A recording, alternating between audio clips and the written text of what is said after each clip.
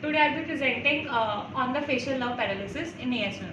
Facial nerve paralysis secondary to ASM is thought to be mediated by intrafallopian inflammatory edema and consequent ischemia with neuropraxia.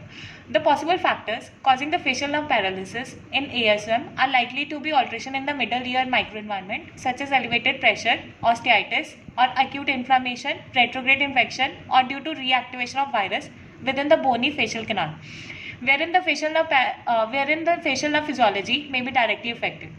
Case history: a 25-year-old male presented to our outpatient department with a history of right ear discharge since 2 days, watery in nature, blood tinged, associated with pain in right ear and in the right half of the face, aggravated on exposure to cold, with no relief from the oral analgesics. He also complained of drooling of saliva from the right side of the mouth while drinking water and eating food, along with the asymmetry of the face and inability to close his eye since 2 days. On facial palsy of the lower motor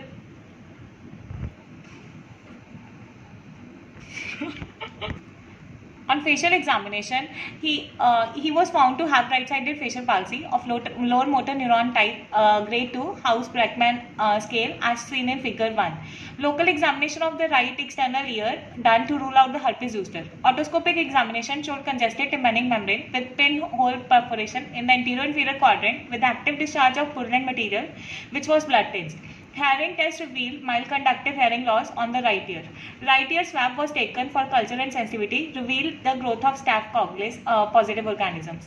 Considering the onset of the facial weakness, high resolution CT scan of the temporal bone was performed to detect any dehiscence in the facial canal, but it revealed only the soft tissue attenuation involving the right middle ear and right mastoid ear cells, suggestive of right otomastoiditis. Patient was treated with IV antibiotics and IV corticosteroids and rehabilitative measures for the facial palsy in form of eye lubricants and physiotherapy. A gradual and significant improvement of both the signs and symptoms was noted in the patient after 1 week with the recovery to grade 0 as seen in the figure 3. Acute inflammation of the middle ear is one of the most common diseases seen in the childhood and in the early adulthood.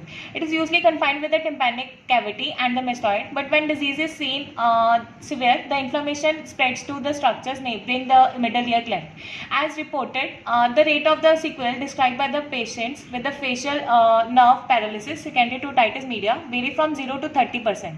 Reactivation of latent virus infection caused by the middle ear suppuration has also been postulated as the cause in patients with reduced immunity.